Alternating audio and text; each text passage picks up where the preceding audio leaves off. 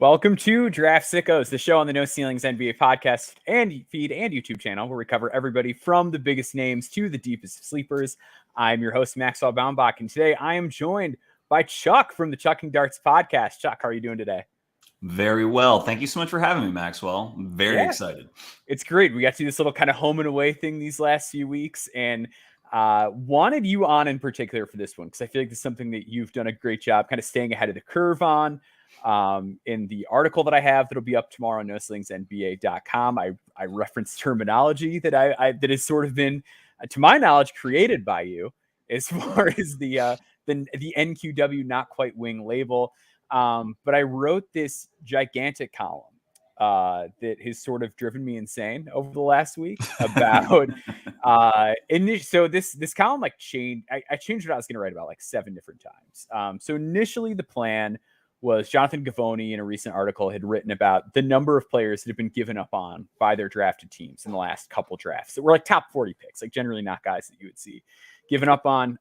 Additionally, I've been thinking a lot just philosophy wise about smaller guards and like if it makes sense to draft them or not, if they are not meeting certain criteria or thresholds. And I just started researching, and then I ended up writing almost 5,000 words about small guards and positional size and normal stuff. Total stuff. Yeah. My wife loved it. She thought it was great that I spent my whole week doing that. Really was a gift to her. Really. Yeah. So basically the column, the first thing I wanted to look at is like, what is actually like the hit rate on these small guards? Because we hear like, oh, small guard, like you don't want them, whatever. And there's been some like semi-notable examples in recent years. Guys like Kennedy Chandler and Ty Washington are two that come to mind, who were guys that were really highly touted. And I think if you weren't like deep in the draft bubble at the time, you might not realize it. But there were like a lot of people that viewed them as top 20 prospects. And I think I did, at least with Ty. Like Ty was a guy I really liked coming out. I think I had him like 22nd or something. I was close. Yeah. And they slid. Like they went lower than people expected on draft night. And then their teams kind of moved on from them. So I tried to break down the last 5 drafts because this is a very recent trend. And I understand anytime you're looking at anything data-wise, you usually want like as big of a sample as possible. But I don't think that would make sense given just how recent this issue is with smaller guards. So I looked at the last 5 drafts and I categorized into like hits, guys who are in between, and whiffs. So hits are guys that for the drafting team played more than 20 minutes per game, because I think ultimately the draft is about like, you want to pick guys who contribute for you. And I think that's something that can get lost in draft philosophy sometimes. In betweens are guys that maybe it's too early to tell. Maybe they're just like kicking around the league, but they don't quite meet that like 20-minute a game threshold. And then whiffs were just straight up guys who have not played an NBA minute this season. So to like meet the definition of a whiff, like you can kind of not be very good and not be a whiff. Like to be a whiff, like you've got to be out of the league. So the hit rate on small guards, there have been 33 drafted in the last 5 drafts. 24.2% have gone over to play over 20 minutes per game. A lot of guys that didn't meet the hit criteria are still like fine.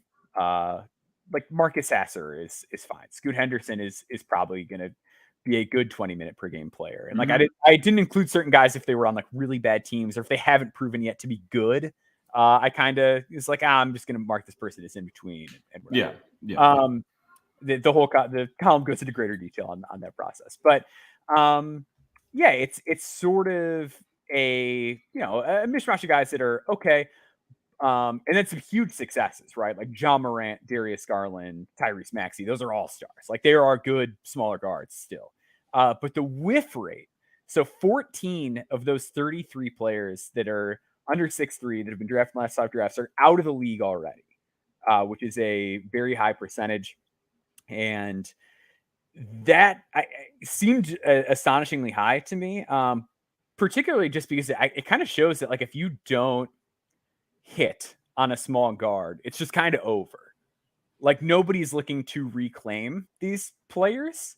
If they don't find value immediately, they're just sort of out of the league. So the hit rate on these players is lower comparative to other positions, but the whiff rate is much higher. So it's a 45, I believe 42.4% whiff rate on these smaller players, where for players 6'4" to 6'3", it's 24%.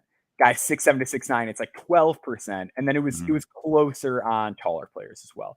But basically, like, you are twice as likely to just be out of the league within 5 years if you are a guard who is under 6'3". Let's just kind of stop right there and talk through that. In and of itself, does like that move the needle for you philosophy wise at all? Or like, how does that influence like your understanding or projection of those types of players?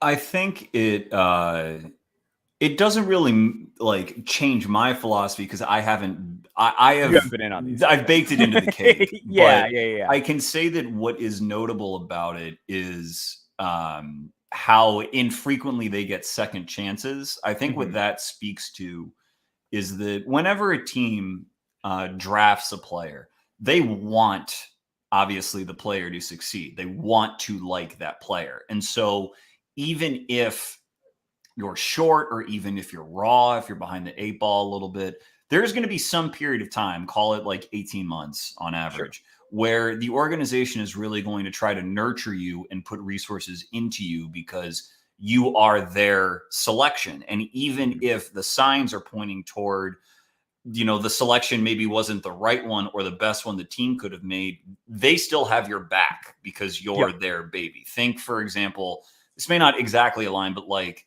the Kings want Davion Mitchell to succeed. And so even though he's had ups and downs, there have been times where he has been a very productive rotational piece, other times where his minutes have been more sporadic.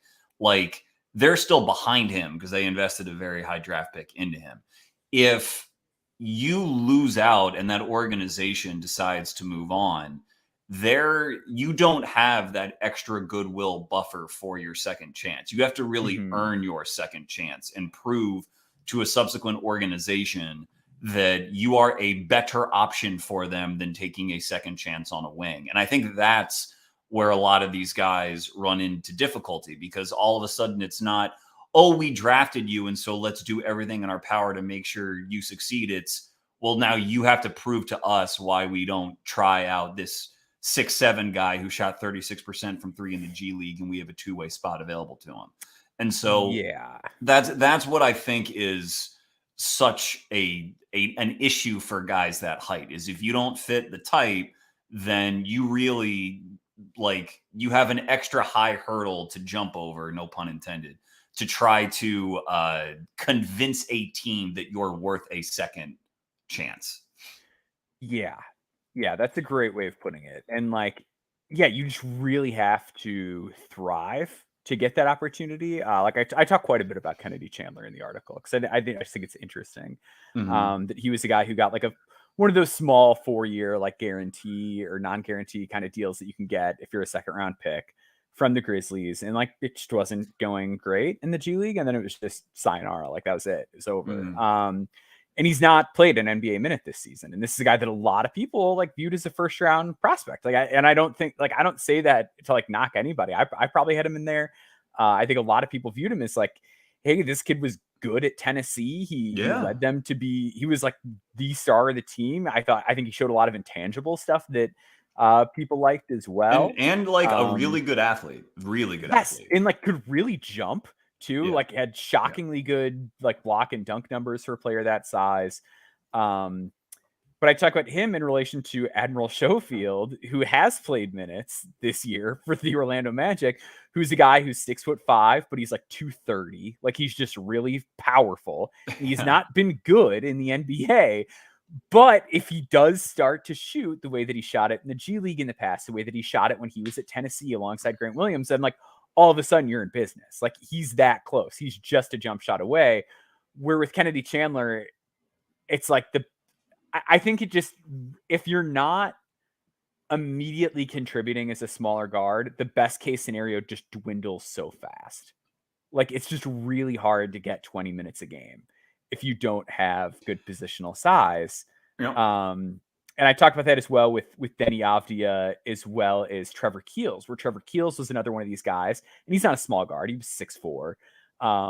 but was But like kind of drafted. ground bound, Trevor was. Yes. Like very Yeah. laterally explosive, but not Above the rim. Yeah. Mhm. He was like one of those guys who would get to the paint a lot with like with long strides in a cradle move and finish with a layup. Like it Right. was a lot more of that. And yeah, like he was obviously picked much later than Denny, and like size was part of that. But it's also just easier. The first 3 years of Denny Avdia, you could like put him on the court and he's not going to totally get you killed. Like just by virtue of being taller and sort of knowing how to play and being able to guard multiple positions like competently, even just Mhm. because you're 6'9", even if a guy's a little bit of a lesser defender, it buys you so much more time because you are able to stay above board, even if your shot isn't there, even if you're not helpful with the spacing. There's more things that you can do on a court when you're 6'9". You can rebound, you can roll to the basket. You're probably going to be a better screener. Like there's all these just little different ways that you can contribute to the game. Where when you're a 6'4" guy, you just don't have those. If your shot isn't there all the way, or if maybe you have the shot, but you're not able to make plays for others the same way. So then you're just a little bit easier to guard because they know that Yeah. like you're not going to break a defense down with your handle. Like there's just a lot of ways that life can become more complicated for these smaller players. And I think with draft philosophy, a lot of people view it through a playoff lens. And I do as well. Like I very much think about like what is this player eventually going to look like in a playoff series? But I think even just taking a step back, a lot of the times with some of these smaller players, the question can be something like, what does this guy look like during a regular season game? And Mhm. if in the case of a guy like Trevor Keels, he's probably going to be such negative that's why he hasn't gotten on the floor this year. Mhm. With a guy like Denny, who is like 6'9" and just knew how to play, it's like even if he's not great, like he's fine. Like there's worse guys you could trot out there. And the smaller you get, I think the harder it becomes to hit that just like replacement level threshold. Yeah, and like when you talk about the 20-minute a game barometer, I think it's the ability to get minutes is such an underrated part of doing an evaluation on a given Mhm. prospect because getting minutes not only allows you to quote unquote stick, but it allows the best pathway to improve. I mean, Yes, I the agree. best way to improve at NBA basketball is to play NBA basketball. The same way the best way to improve at, I don't know, professional football is to be in the NFL and to be on the Yeah. field getting those Mhm. reps. So if a small guard gets drafted and he like let's say he ends up take Craig Porter Jr. for Sure. example, who's Yep. good and Yeah. like does look like he is going to stick, got a guaranteed deal. Mhm. All the best to Craig, but he is like he faces the challenge of when that team is fully healthy and they have Garland and Mitchell. You know, Struess can initiate a little bit as a third guard for them. Just like how is that average 20 minutes going to be close to 20 every night? Or is it going to be, well, when we have injuries, you're going to play 25. And when we're at full Mhm. strength, you're going to play like 12 or 9 Yeah, yeah, or yeah, maybe yeah. get some DNPs. And Mhm. that just makes it not impossible to improve as much as sort of your wing counterpart, but it makes it harder. It's just sort of another thing that you have to deal with. Like when you mentioned about Keels likely being a negative in the regular season, like any player, doesn't matter what position you play, has to provide some combination of offense and defense such that they are like not killing their team as a young player. Yep. That's really what you have to, it's the barrier you have to break. It's just don't kill us as a Yeah. young player. And for so many shorter players, the defensive contribution is like close to nothing. It's It's just, hard. Yeah, it's it's very really hard to play hard to NBA provide. defense. And so if And that's the the smaller case, you get too, yeah. and if you're down here, that just means the offensive, like in order to break even, it just has to be so high. And the offensive talent in the NBA is so advanced that you have to be real good, real quick Mhm. in order to stay above water. And it's just like it's not fair necessarily, but it is a reality that, you know, if you're shorter, it's just going to be harder for you at every single like leg of the journey. Yep. Yeah, and that's something that stood out too was like the lowest whiff rate group was 6'7" to 6'9" guys. Yeah. And the hit rate, I believe, was also the best in that group, which I think is like it's meaningful, obviously, that like that's where teams are finding success and finding guys that they want to play the most is in that height range. Um, But additionally, like there's just guys that get more second chances in that group. Like I bring up like Delano Banton, who's on team number 3, where again, it's just like Tall knows what he's doing out there. Like has some feel as a playmaker. Shot has always been a bit of an issue for him. If it wasn't, he would have stuck on the first 2 teams that he was on. But has the length to defend, moves his feet well, and like that can read the opposing offense, and it keeps him on the floor. Whereas like Cassius Winston is like not getting that additional opportunity. Like it's really tough to get your foot back in the door on several occasions, and that's far like the whiff rate being so low on that group as well. Like I think it used to be that if you were short and a point guard, there was a positive connotation that like, oh, you know how to run an offense. Yeah. And so running an offense is such a valuable trait that there was a place in the NBA for you to like for you while unit. while you took your lumps. There was just a place for you. But as the players with guard skills have gotten taller and taller and taller and taller, being that size and like does not guarantee that you have that skill set to such a degree that you're a better option to run a second unit than a Banton or some sort of wing. It's just sort of the natural evolution of the game. When even just like because like I mentioned in the column, like there's more teams that are just willing to run their offense through whoever their best player is, right? But there's also just like secondary effects of that too, of like the Heat might run their offense through Jimmy Butler, and then when Jimmy Butler goes to the bench, it's like, all right, well, let's try to run some stuff off of Bam, as opposed to like, okay, now the point guard runs it. It's like not even like the default second option a lot of the times too. It's second unit will instead be star number 2, however big they are, is now kind of the focal point and what everything is flowing through, even if it's not Bam dribbling the ball up the court. Like there's just different ways that teams are structuring these offenses.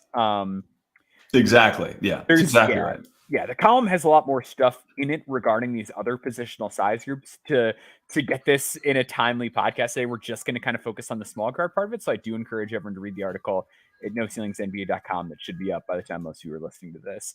The next kind of thing I took a look at was sort of the differences. So we looked at, what is the hit rate on this? How does it compare to other positional sizes, which is generally pretty poorly as far as both hit rate and whiff rate. And the next thing was just like, what is the difference between the smaller guards that are hitting and these smaller guards that are sticking? From an offensive statistic standpoint, there was very little. Like I looked at a lot of stuff. I looked at pull up 3-point shooting, pull up 2-point shooting. How well did they run pick and rolls? How well were they in spot up settings? True shooting percentage, usage, assist rate, turnover rate. You name it, I took a look at it. And there just was not much of a difference on paper from a pure statistical standpoint between these guys that were drafted that were small guards that did make it and those that didn't. Where we did see the differences were largely more defensive factors and physical factors. So there was a higher block rate by nearly double, and a lot more low block rate guys in the group that did not pan out. Like the only low block rate guy that really hit was Peyton Pritchard. Whereas even like Emmanuel Quickly was a low block guy in college, but he was at the average mark for the whiff group. But guys like John Morant, Tyrese Maxey, Trey Jones, like Davion Mitchell, like these guys blocked a good number of shots in college, and they measured longer and they measured heavier were the other two things. The average wingspan in the whiff group was around, I think, 6'4", 6'3". Pulling that up right now. But no one in the hit group had a wingspan shorter than 6'4". And I think that was the average wingspan in the group that did not stick. So, and they were about 8 pounds, 7-8 pounds heavier on average too. So if you're coming in heavier, longer, and a bit more ready to defend, it seems like those are really key factors. And I think that could apply to not just small guard groups as well, because so few prospects that get drafted are expected to handle a large offensive workload. I mean, the ones who are drafted in the top 5 or top 10 or something. And so every other player, regardless of draft slot or size, is expected to try to help their team in some way other than having a large offensive workload. And that obviously means, look, your best players run the offense. Everyone else has to pick up the slack on defense. And so those defensive factors, like, that makes sense to me, that is a differentiator. The ones who can just do something on defense, something to make life a little easier for their stars who've got the offensive usage covered, are the ones that find a way to stick around. And that's why I think, like, the physical factors obviously are chained to that. The fact that, as you mentioned, NBA teams are more willing to just run their offense through their best players. They don't need offense from small players, anymore.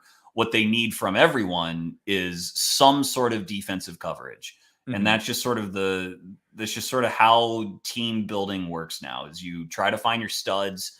Your studs are supposed to be offensive studs or two-way studs, but at minimum offensive. And then everything else is just trying to cover for them on the other end of the floor. And so for Quickly is a good example. He's on his second team, but he was a positive player relatively quickly. Yeah, pretty fast. Because, of that crazy length and his feel and the way he moved his feet could allow for the defense to survive with him on the floor, such that his offensive gifts could make him positive. You got to provide that. There's some sort of baseline of defensive stability you got to provide, so that your offensive talent, which, like, basically every player in the NBA is offensively skewed in some capacity, such that your offensive talent can, like, come through and be good enough to help. For sure. And I think there's also something to be said for that defensive impact, like being meaningful in terms of how it helps these guys offensively as well. Like we talked about how similar these guys are offensively in terms of their statistics, but I think coming in and, like, being able to defend gives them a little bit more of a leash and gives them some more time to figure things out. Yep. And then coming in longer and with a bigger body just sort of makes you a little bit more prepared for the NBA game. Like, I use the example that, like, Marcus Zagorowski had finished similar, like, rim pressure and rim finishing rates to Tyrese Maxey in college, but, like, Tyrese Maxey is worlds faster. He's 9 pounds heavier as a 19-year-old than Zagorowski was as, like, a junior, a senior when he came out. Faster, better able to handle contact, and better able to defend just based on how long he was. Technically, he was better. But just coming in with that, it's like, yeah, Marcus Zagorowski might have been the better college finisher than Tyrese Maxey, but, like, you need to project forward to the NBA, and the guy who's coming in with those physical traits is going to pass that other guy every single time.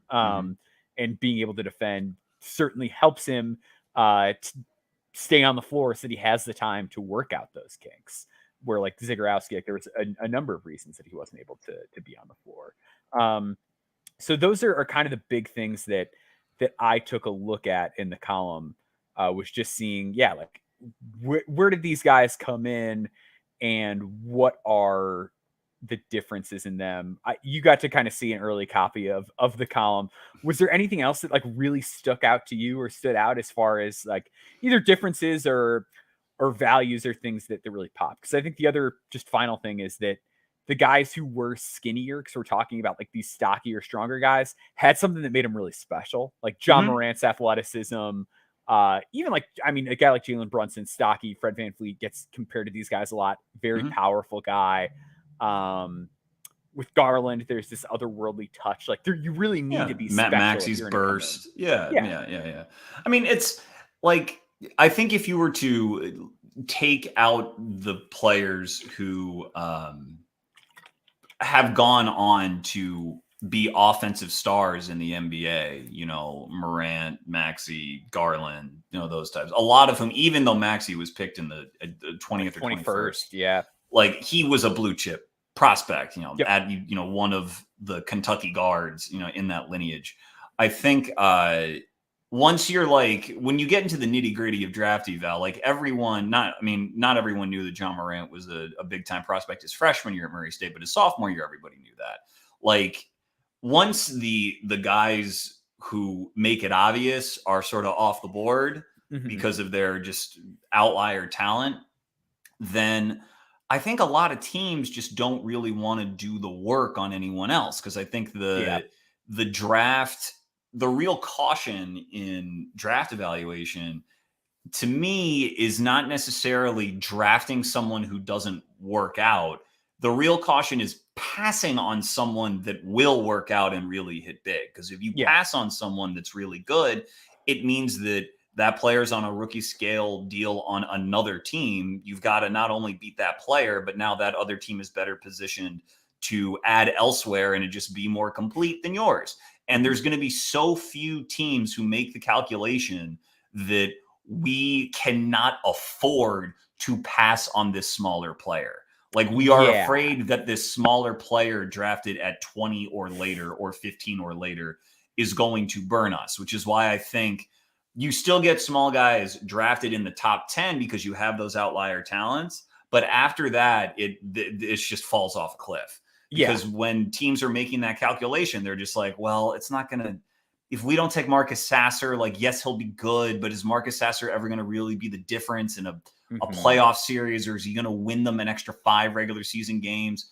You know, we'll take our chances. Instead, we'll take a shot on, I don't know, Tari Eason or something, from last year. So I think that is a big part of it. And I just, by the same token, though, that does provide a little bit of opportunity for, if you know exactly how a smaller player can contribute to you, and like how, like, look for outlier defensive traits and how a player can be pretty positive, like Quickly, who was taken 25th, or like Craig Porter is Jr. undrafted. Yeah. Exactly.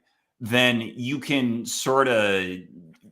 you can let the draft come to you a little bit, knowing that, well, if nothing else, we'll be able to get this player on the cheap and we'll have a plan for how to integrate them. I know that we're going to talk about some guys in this year's class, but my guy for a long time, going back to last year, who I really liked, is Devin Carter. And I think Devin, I don't know if he's listed at 6'3", 6'4". He's listed at 6'3", yeah. So there you go. So he's technically involved in this discussion, but that's why I think that he was such a slept-on player and so valuable. Now, he's been so good this year that his profile's kind of blown up.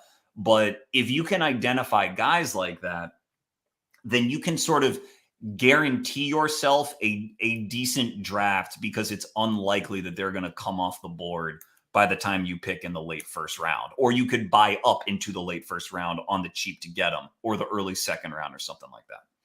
Yeah. And I think there is a real value to those type of guys too, where, there is like sort of this evident superpower is a phrase that, like, I think to myself a lot with like draft prospects, where like with Devin Carter, it was always that he was going to be a very good and a much more versatile defender than most 6'3" guys are, by virtue of skill and technique, but also just size. Like the fact that he's so bulky and strong and is going to rebound above his weight. Like it's like I mentioned in the article, like it's just very easy to find complementary guys that are taller. But if you can bring those complementary skills that are common in taller players at 6'3", that is how you get your foot in the door. And that's what a guy like Devin Carter has. And now he's like shooting 40-foot shots off the bounce and draining them. So it's like, like he's going to go high. But yeah, like those are the things that really set guys apart. And to me, like he's just another example of like body, physical tools, defense being the things that really can help you out. Yeah, all over the place. I guess like Podchemsky's probably listed a little taller than 6'3". I think he was listed 6'5". His like Bart Torvik height, which is what I used, was like 6'4". Yeah. But you see him with his rebounding, the way that he would constantly make himself useful, even if he wasn't like a bad defender, but that was one of his main questions at Santa Clara, was how he defended in the WCC.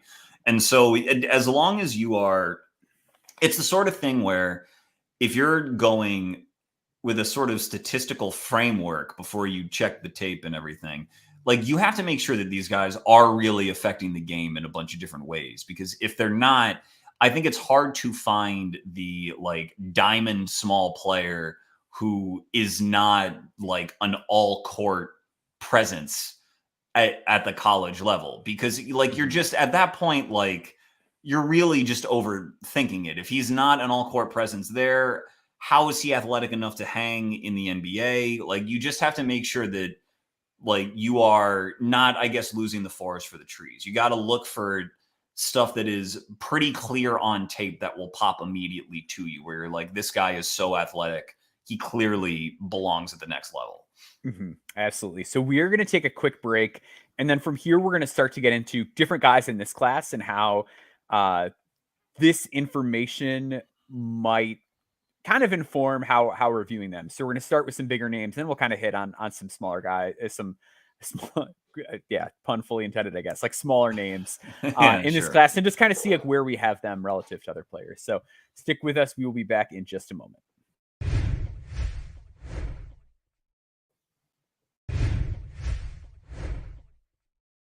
Okay, so the two big small guard names in this class are Rob Dillingham and Reed Shepherd. I like both these guys quite a bit. Do you have a preference of one over the other? Because I've been a Reed guy over Rob. Are you in that same camp? Yes. So I did an episode with Kyle Mann on them, which is great, by the way. And Kyle Mann Thank is you. fantastic. I mean, and like perfect guy to have on a Kentucky podcast. Right. Too, very easy to do from my end. Very easy to just let Rob cook, let Kyle cook. But I prefer Reed. I said so at the end of that podcast. I had like changed my mind over the course of the conversation going between the two of them, but I'm still preferring Reed because of a lot of the stuff that we're talking about. I think if I were to sort of synthesize it, I would say Rob has the more electric, like traditional offensive creator tools. Someone could make the argument that Rob is the better offensive prospect. I don't know if I would necessarily agree with it, but I would hear that argument out. It's just that to really hit in the NBA for Rob, he is going to have to be so offensively brilliant that his team really comes to rely on him as probably a top 2 option. If he's going to be a starting point guard, then he's probably going to have to be a top 2 offensive option on his team, because he's not going to be able to provide the defensive value if he's anything less than that. And he might be good enough to do that. I'm not like begrudging anyone. It's possible. Right. But the problem is that being a top 2 offensive option is one thing if you're on the Washington Wizards or the Charlotte Hornets. But if you're expected to beat other top 2 offensive options, now you are you going to be better than CJ McCollum or Zion Williamson when you play the Pelicans? Are you going to be better than De'Aaron Fox or Domas Sabonis when you play the Kings?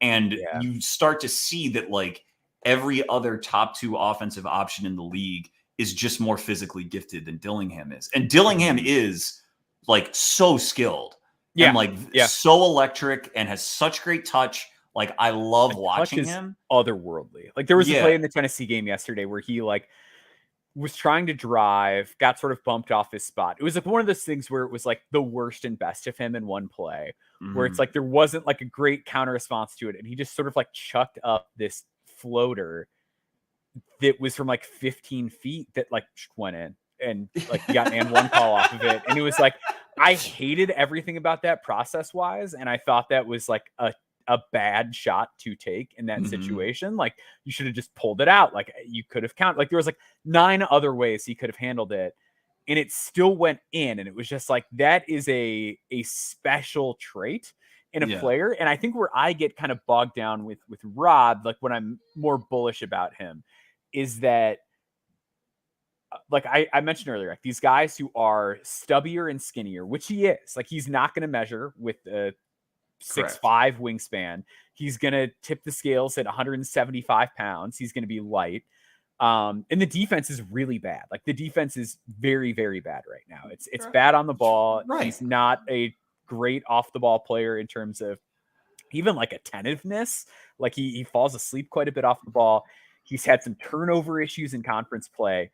But I just go back to like a lot of these guys have something that made them special. And when Rob is cooking, it feels electric, and he has this unbelievable shot making touch. He gets to the rim a little bit more than you think. He's a little bit better at the rim than you would think. Right. And he has this sort of like glitchy athleticism where I it's love it. not Yeah. like it's not even a fluidity or anything. It's just like it feels like you're watching a video game and like a couple frames got skipped and all of a sudden he's over there. And it's not something you see too often, but in the absence of like the passing that somebody like Trae Young had, with the defense being such a negative, like is that enough? Like is that enough to get him over the special bar where he can be a starting point guard on a good team? I still don't know. And Right. that's why Like I have him more like late lottery range.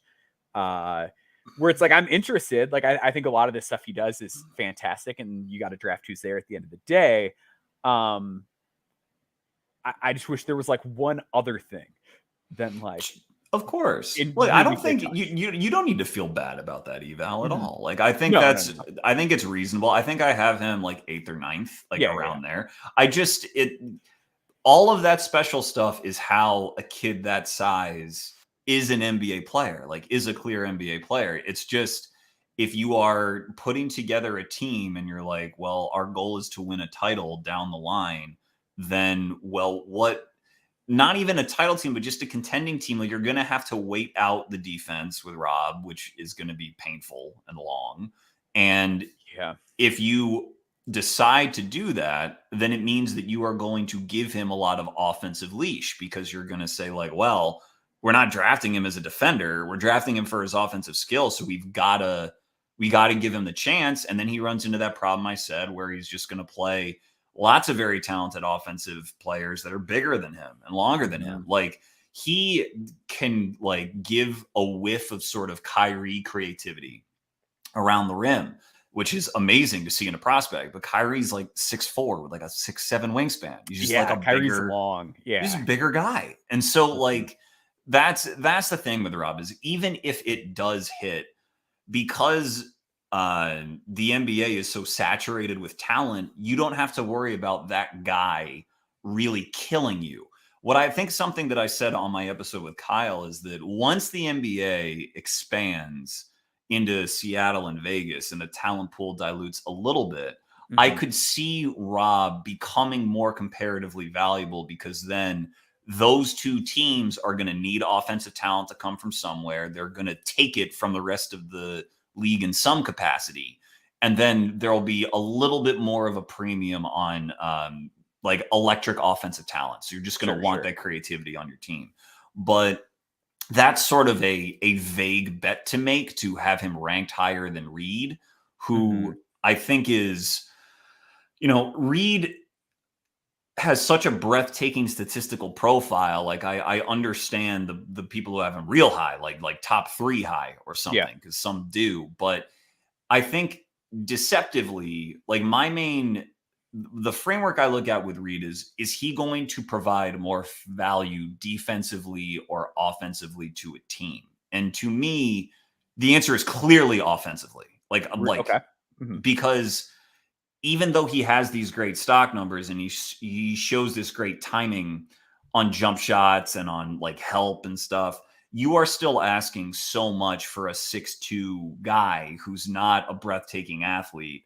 Like, who is he locking up? Whose life is he making so hard in the world of like really the NBA blessed? 5 years from now too? Like that's the thing. It's like it's probably going to continue to get bigger and more athletic and skilled higher up the positional spectrum. Right. And I think he will still provide value defensively. I think as sort of a defensive connector piece, he can still have a lot of utility.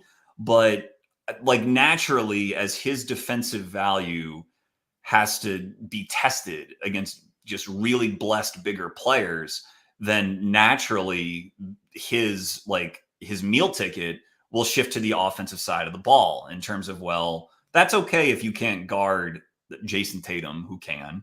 But like, what are you providing on offense to help beat Jason Tatum on the other end of the floor? And because Reed has this unbelievable like shooting projection to me, like not necessarily as a movement guy, but in terms of his range and his quick trigger and his decision making off the dribble, like I see a very, very good offensive player in there, really good, with enough of a defensive base to get those 20 minutes a night that we're talking about so that he can allow himself to improve, so that his value could be a little more open than Rob's, which is going to have to be pretty narrow and like very, very offensively tilted. So like Yeah. to me, Reed is the safer bet. I agree. I think part of it with Reed too, I think he did a really good job of outlining sort of where I'm at with the defensive stuff. Cause I feel like a lot of the time with his defense, people just be like, oh, well, like he's getting these big numbers and they won't scale up. And I'm like, I feel like that's just kind of reductive. Like, I think that's just Yeah, not very. like, I don't think that really gets the heart of anything. I think your point of like, what does this look like positionally matters a lot. Cause even if you look at like the guys who were considered the best guard defenders in the NBA, they are generally a little bit bigger than Reed is. And Reed, I will say, and I think this is part of why I'm bullish on Reed and have him as a top 5 player. Reed is both bigger and I think a little burstier than he gets credit for. I think people sag on the physical evaluation of him a little bit more than they should. I think both like in terms of just downhill ability, lateral agility, and like power and ability to kind of hold his ground when he does get cross matched. I think he's a little bit better at those things, but I think you kind of hit the nail on the head of like, okay, maybe he's going to be a really good guard defender, but does he have the things that make him like an excellent guard defender? Yeah, like he's not Jalen Suggs. I mean, exactly. Yeah. Yeah, and that's fine. Like, and he also never makes a false step. I mean, I guess he kind of like he'll fall asleep like other people can, but he is so confident, especially on offense, about where he wants to go, and he's so decisive and he makes decisions so quickly that like that adds a little like half step, you know what I mean? Sure. So to where there will likely be somewhere else on his team, like there will likely be a teammate of his that an opposing defense or an opposing offense would rather identify as a mismatch. And that's really all you need. As long as you aren't the food guy on the court, then like your offensive talent can keep you around. And so I think you have the opportunity to grow. Yeah, and I love the offensive talent. I think you were so spot on too with just like his knowledge of where he wants to get on the court. And I think he's even done a better job of like everything felt very left to right crossover to me early in the year, which like is a move that he's very good with. But even like in the Tennessee game, like there were a couple times where he went somewhere a little bit differently than you'd expect him to go, or like he's stepping back a little bit more. And obviously, like you want guys to get to the rim, but you need to have that balance and you need to have different ways to shake defenders and create space. And I feel like he's done a much better job of that. And if you do give him just an ounce of space, he pulls up. Like you cannot give him an inch on the perimeter. And when you have that ability to make guys pay if they go under or give you room or just are playing too far back in early offense, like there's just a lot of ways that he's able to punish you. And I think the passing decision making is like really solid too.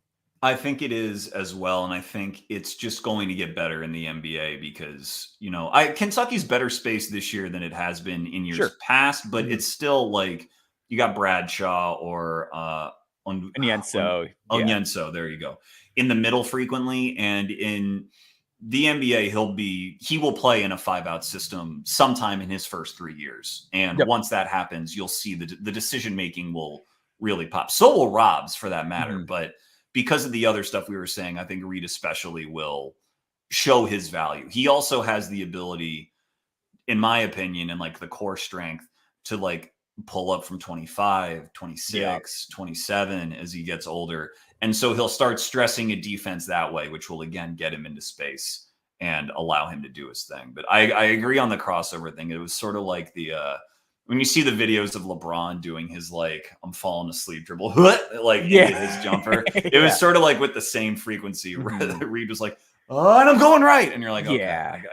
And it's those things where it's like it was working. Like I you want to knock it too hard, but I think that's like the one area that has given me a little bit of hang up with him is that does Rob get like too carried away at times? Yes. But I do think there is real value in having that sort of creativity and fluidness as a creator with the ball and thinking like, incredible. Here's all the different options like that I have to go to something to get myself room. Where with Reed, it feels like a lot of times if there's a ball screen coverage that's a little bit more aggressive, whether it's like a hedge or like we're going to double it or whatever, blitz a screen, like he just doesn't really have a ton to get around that. Now, are teams at the NBA level going to be like, we should hedge, which is a coverage you rarely see in the NBA in 2024 every time he has the ball because he doesn't have a great way to counter that? Probably not. But it does give me a little bit of pause that like when he is met with more aggressive coverage, it seems like his decision process is more just like, I don't really have anything to do about this, so I'm just going to move off the ball. And that's fine. Like there's worse decisions to make in that context. But I do think his handle and creation can be a little bit more limited than some of the other guys. I think that's right. And I think again, if you're valuing Reed high, and right now I have him high, somewhere probably like 5 or 6. Yep. Then you are sort of projecting him to at minimum be like third best player on a good team, and if you're going to do that, that means, he's starting a lot. And if he is going to not be your primary guard, if he's going to be an off guard, then he's going to be a really, really good one. Like, will be, again, better than his counterparts in that role. And so I think that's where, like, I'm really leaning on his shooting, because I agree, if you do sort of the top 2 initiator question with him, I think some of the stuff you're saying does crop up. But at the same time, if Reed is commanding so much defensive attention that they're like blitzing him, then he's still putting his offense, right? Yeah, like he's still putting his offense in a good position, And because he's always getting off the ball, his team decides, well, we want to use you in more of a tertiary role than a primary or secondary one. Then I trust his ability to move off the ball well enough to where he will still be able to access his decision-making. He'll still be able to get the ball in space. He'll still be able to use his range to where he is providing the very solid value. But like, it's interesting. Like there is still enough. I think there's enough of a question mark for some skepticism to be warranted, but you see every time this kid takes more than 10 shots in a game, like what was he yesterday? He was 7 of 10 from 3 and 9 of 14 from the field. Like he's scoring 27 on 14 shots. Whenever he decides, like, I'm looking for my shot, it's like, well, here's 25, 8, 5, 2, and 2. And you're like, far be it from me to like, I'm like, sure. Yeah. Like, how can I not have you up there? So that's my thing with him. For sure. So we're going to take one more break. We're going to talk about some of the other guards that are sort of in the mix in this 2024 class. So stay with us.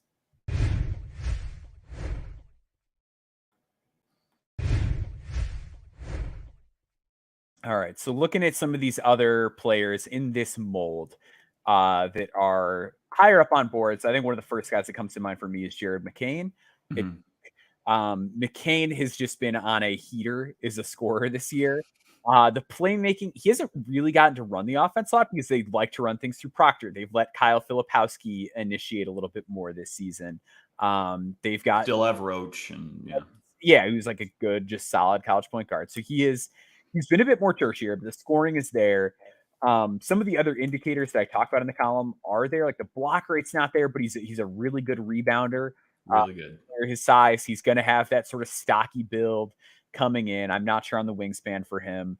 But just kind of a conundrum for me, because a lot of times with these smaller guards that if you're talking about somebody that size that's in that top 20 mix, we usually get to see him on the ball a whole lot more than we've got to see McCain this season. What do you make of him? Because he's a guy where like I think there's some real evident takeover ability that's and some solid playmaking, but what is the policy on cursing on you could curse, you're fine, you're good. Okay, so I think Jared McCain is like cool as shit. Like I love watching him do his thing, and I think he's very smart.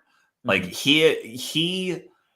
I forget what his rim numbers are, but he's shooting over 50% from 2. So his rim numbers are probably like high 50s or like in that area. Maybe he's touched 60, scraped 60. He's less ground bound than like the block and dunk numbers would suggest. And I think it's because when he gets up off one, first off, which is a good thing to see.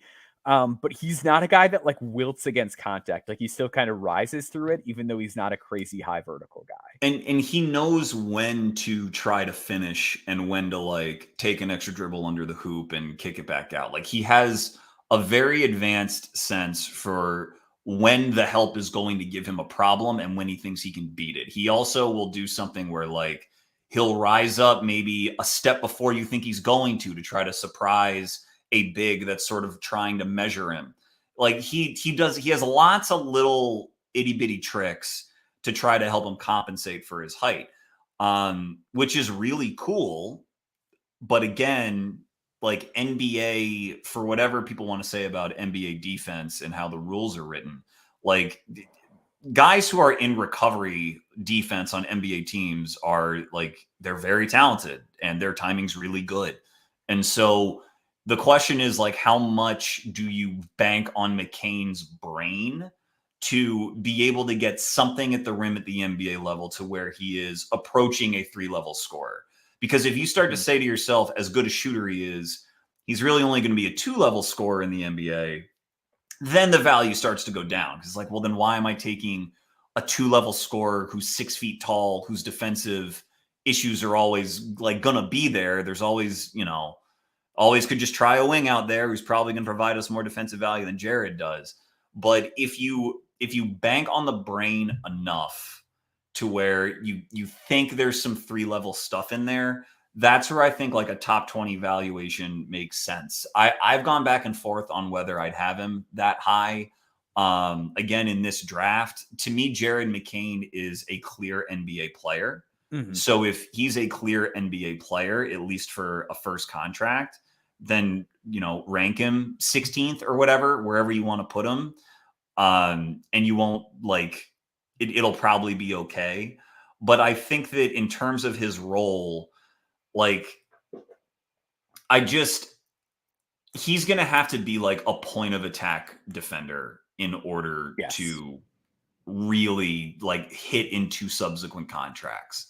And he's young enough to where you're like, well, Van Vliet is that, but Van Vliet is also an outlier. So you're really, it's a riskier bet than it seems. I could see why a team would rather say like, just give me Deron Holmes. Like Deron has all these great statistical indicators. He's big. Like maybe his role is a little fuzzy between 4 and 5 and who he guards, but like, just give me the size. Mm-hmm. And I could see a lot of teams making that calculation, but McCain, smart guy, like great shooter, really good shooter. Real good, yeah. And so he can be a part of a very good offense. It's just navigating the at-rim stuff and what on defense he's going to be able to provide, how long you want to wait that out. Is he more of a second draft guy? Is he more of a second team guy? Or is there a way for his first team to realize the fruits of drafting him? What do you think? Yeah, I do think that there's like a real good first team path. I think part of me thinks that he might have a safer median outcome than some of these guys because the scoring is as potent as it is, especially like just coming in with like such a strong pull-up game in particular. Like I think that is a really nice buffer to have when you're entering league. Just like the fact that he's willing to pull with as much difficulty and range as he is off the trigger, I think matters quite a bit. It does, yeah. Mm-hmm. Where I get a little bit scared is just like we've not seen him initiate a whole lot. And he doesn't really separate on drives much with like a guard defender who's sticking on him. I've noticed that. So if that limits what he's able to do with the ball in his hands, and then he's like a little bit inefficient, and that he's also like trying to figure out this defense thing at the same time, like that's where it gets ugly quick. I think there are still like really solid like Peyton Pritchard-y outcomes in there too, where it's just like this is a guy that you can bring in off the bench and like he like will be like one of the true kind of guards that can actually operate a second unit in this day and age, where it's like there is flamethrower shooting, there's range, there's a degree of toughness and physicality, and you're good.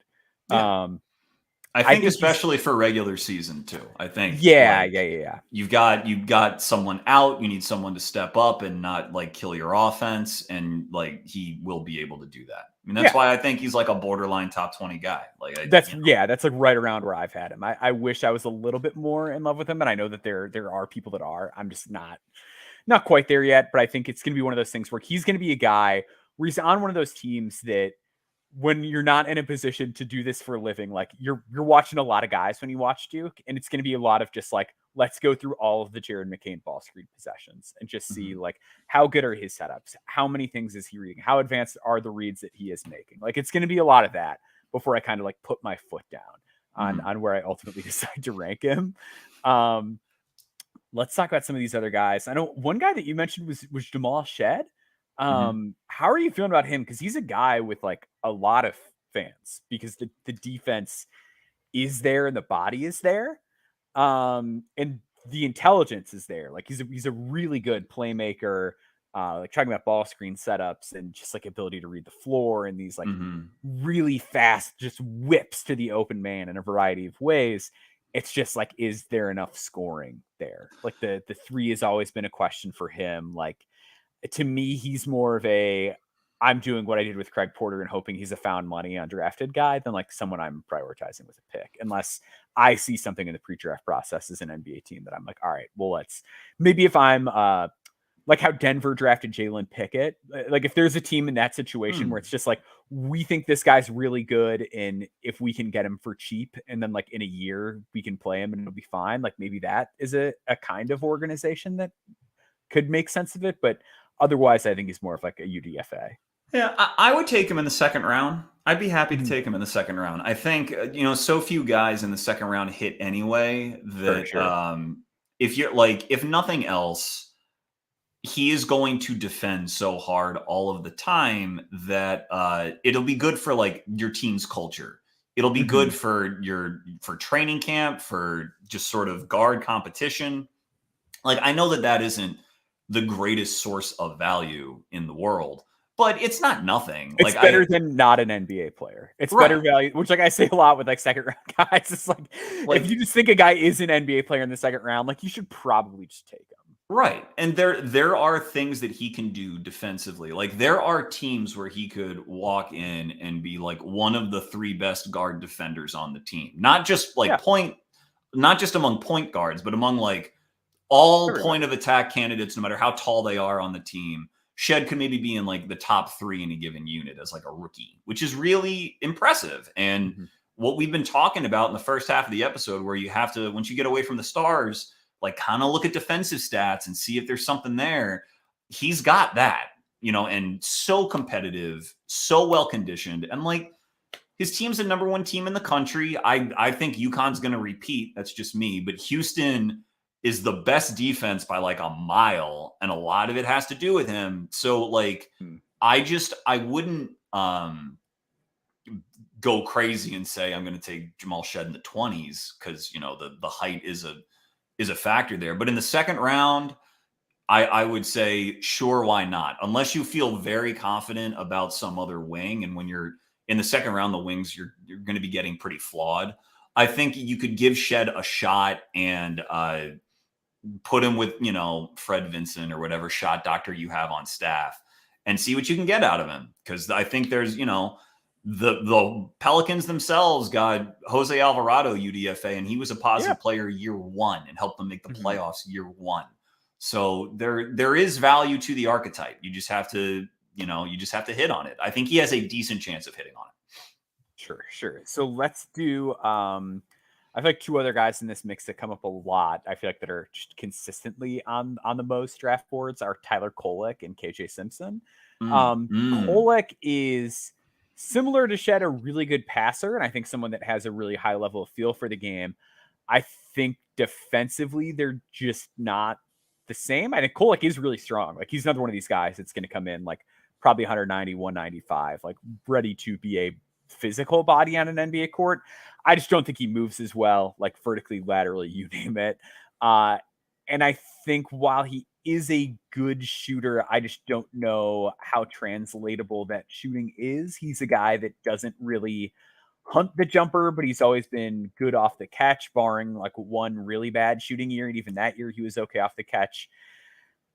I just worry about how the offense translates. Like, I just don't know that he gets to the rim as much at the next level. I don't know that teams are going to respect the shot if he has the range to expand it to NBA. Because like looking through my notes, I just don't have a whole lot on him like pulling up from NBA. It seems like he's just near the line a lot. I've been a little bit lower on Kolek. We have guys on our team here, No Ceilings, that swear by him, that love him just by the competitiveness, the tenacity, the toughness, the rebounding. Like there's really good indicators for him.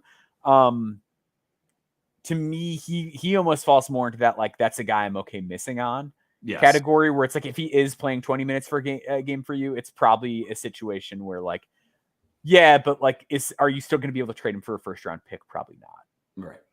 That's a great way of looking at it. Yeah. So to me, it's like, I'm just not like super interested. And it might be just the games I've watched of him, but like when he plays a team with an NBA caliber guard defender, when he's played Devin Carter, when he's played Steph Castle, I just don't see him creating separation. I don't see him putting those guys in a bind. Like there is not anything about Kolek that demands my attention. You know, Jamal Shed is very competitive, and he has like a 5 block rate, like a 3.5 steal rate. That gets my attention. With Kolek, I just don't. For a lot of the same reasons you say, I just don't see it. I would honestly probably prefer Reese Beekman to him. So yeah, I think that's reasonable. Yeah, like, and I'm not a crazy Reese guy, but I just feel a little bit more comfortable about his defensive projection and his shooting stroke, like, just enough, his decision making just enough. I could see him surviving. Don't know if I would prioritize him with a pick in like the top 45, but I could see him maybe catching on. Yeah, I just think it's really tough for guys that don't possess a giant threat to score when they translate up, and like they're going to kind of have to be on the ball to bring value. Like Tyler Kolek's best offensive skill is his passing. And if he's not a threat to score, and I don't really trust the range, it's hard for me to buy in. And like, to your point, yeah, like against UConn, 7 points on 11 shots. And like Seton Hall is a great guard defender team. And like he had a big assist game against them, but he also had 4 points on 6 shots and 5 points on 6 shots against them. Like I just worry about like how scalable any of that is with him. KJ Simpson is an interesting one to me because very interesting. I feel like I go back and forth on him, and I'm trying really hard to get over like an anchoring thing with him, where like I just caught like bad games of him like twice early in the year, and I've had to like mentally be like, he's not that guy. Like he's not that guy. Like keep watching the good ones. Keep watching the good ones. Like he's good. I really like the hands with him on defense. I think he does some really smart playmaking stuff off the ball. And I think it helps that he's just like a really good spot up player. Like he's a really good shooter off the catch. He's a guy where I need to look deeper into the like actual playmaking tape to see how he sets everything up and how I feel about it. But in what I've seen, acknowledging that I need to go deeper on him because that's a team where I'm a little bit more focused on Cody. I'm a little bit more focused on Tristan da Silva. He's a guy that does check a lot of the necessary small guard boxes as well. I wish he was a little bit bigger and stronger, but really solid player. How are you feeling about KJ Simpson? Because I can't quite get to like that same thing like you were talking about, where he's like a priority for me in the draft.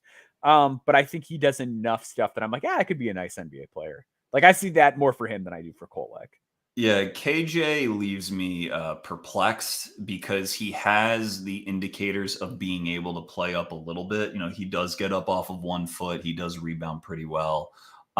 Pretty good college guard defender, you know, not physically overwhelming guys, but very competitive. And then his assist to turnover ratio is insane. His range is very, very good. I would prefer him to Kolek. Ultimately, if you're asking me, I don't know that there's anything that he does that grabs me enough to make him a priority. Probably falls in the I'm okay passing on him lane with like there's enough other options. But I could see him catching on. I mean, he's really smart, all around offensive player, has some athletic juice. He just is more offensively tilted, whereas, you know, a lot of the support, like my philosophy, if you're not a complete stud, is for a small guard is like, well, can you hang on defense first? And with him, it's enough of a question, or there's enough other better options to where I'd probably pass until you're in like 40s or 50s range. But that doesn't mean he can't hit. I mean, it doesn't. I wish that he were more I wish he would like he could be more dominant from two a little bit. I wish like he had that sort of bag where he was like constantly wrong footing guys and getting himself easy looks. I don't quite see that just enough for him to like put him in a first round discussion. But there are people I respect who have him there because like the productivity's there and he's still only like 21 and he's very good. I think Colorado, there's a world where they make the Sweet 16 and he's probably the best player on the court in those games. So like I would love to see him succeed in a big way because I think it would add important context to this discussion about like, well, where was the major value from him so that you can evaluate him moving forward. But like, I don't feel confident enough on it to put my foot down to use your term. So just one last guy so that we can get the SEO necessary to keep the bills paid here. Bronny James, which so I don't know, like Bronny to me, it's like go back to school, but to me, I feel like a lot of the stuff that we've covered is like actually in his favor. And it's part of why I was pretty bullish on him coming into the year. I think he's vertically a pretty good athlete. I think he's very strong. I do think the shot gets back on track. Somewhat more likely to get a second chance in the NBA. Yeah, a little bit more likely. He's got some things going for him. But with him, like it's like a much more extreme version of like the Reed Shepherd handle situation where like he really just doesn't have a way to make anybody pay right now. And he just doesn't have any way to like break anybody down off the dribble at the moment. Would you have like any interest in him if he came out this year beyond like an undrafted thing? Like, would you even think about it? Like, assuming that LeBron James doesn't sign with my team if I draft his son, yeah. Like, if we're removing all hypotheticals about getting LeBron. I would find other options I like better. But like the irony for him is not only do I think he should go back to school, but I could see him being like by the time really he's good. Like a senior in college, like a solid.